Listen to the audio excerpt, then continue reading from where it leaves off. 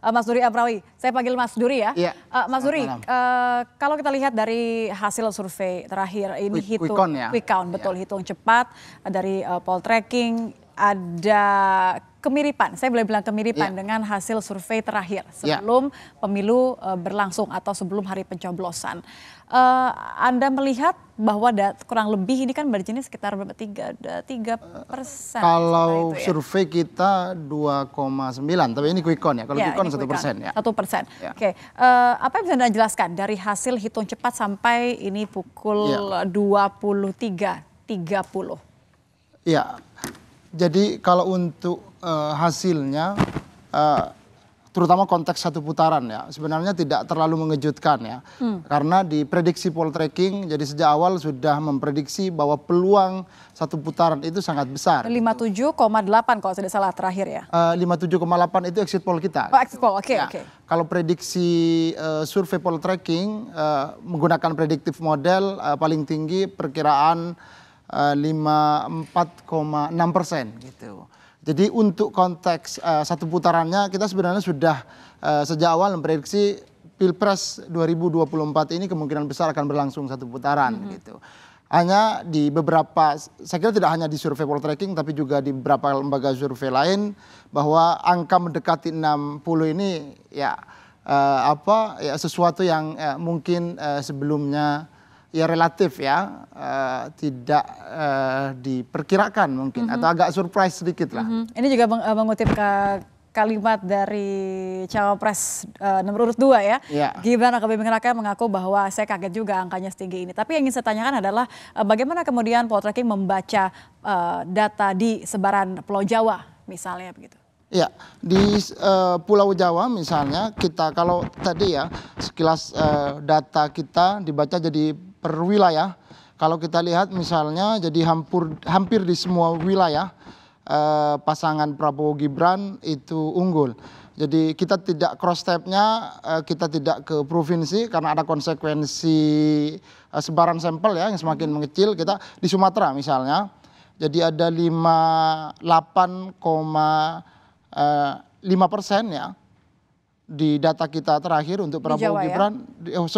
Itu di Sumatera. Kalau di Jawa Barat ada 60%-an untuk Prabowo Gibran. Kemudian DKI Jakarta itu ini yang agak imbang dengan pasangan Anies Muhaimin. Jadi kurang lebih 40% lah.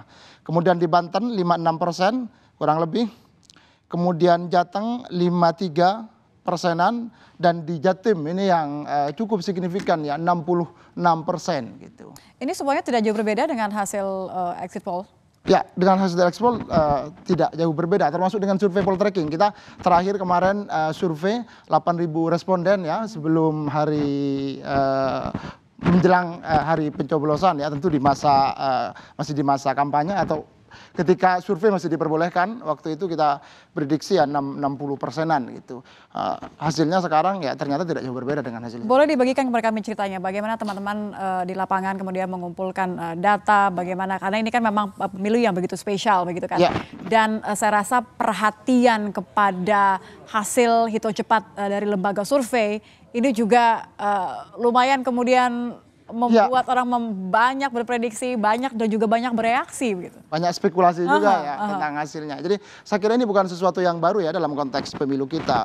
Di 2019 ya kita juga sempat jadi lembaga survei misalnya dipersepsikan kurang baik dan seterusnya. Dan itu juga kita alami di 2024 ini. Tapi sekarang hasilnya kan menunjukkan ternyata apa yang diprediksi oleh lembaga survei secara khusus tentu Poltreking Indonesia ya sesuai gitu dengan data survei kita. Yang itu pengambilan datanya kita lakukan terakhir tanggal 2 Februari ya. 2 Februari. Nah, kejutan tadi atau surprise yang terjadi itu ya mungkin itu yang tidak terbaca kayak gitu kan dalam rentang waktu kurang lebih 12 hari gitu menuju hari pemilihan di mana hari ini tadi kita secara ya bersama-sama seluruh rakyat Indonesia. Pergolakan di jury time gitu ya. Betul. Oke, kalau gitu kita akan lihat bersama bagaimana data yang ditampilkan dari hitung cepat khusus untuk Pulau Jawa, ini hitung cepat Pilpres dari Pulau Jawa, data dari Poltreking yang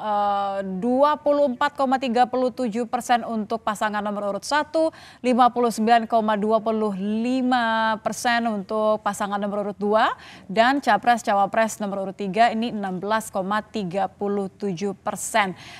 Pulau Jawa kita bisa bilang sapu bersih ya? Ya, betul. Sapu bersih Dan untuk 59 ini. Jadi kontribusi yang sangat besar ya terjadi di Jawa Apalagi Timur. Apalagi kan semua mengatakan bahwa Pulau Jawa ini adalah kunci begitu kan? Betul, ya karena populasi kita atau populasi pemilih kita memang paling besar berada di Jawa. Oke. Pertanyaan tentu adalah bagaimana dari mana 59 ini begitu kan? Kita ingin tahu sebaran seperti apa? Apakah di Jawa Tengah, apakah di Jawa Timur, atau seperti apa ketika teman-teman dari Poltreking melakukan hitung cepat? Saya akan kembali masih bersama Kompas TV di program Mengawal Suara Rakyat.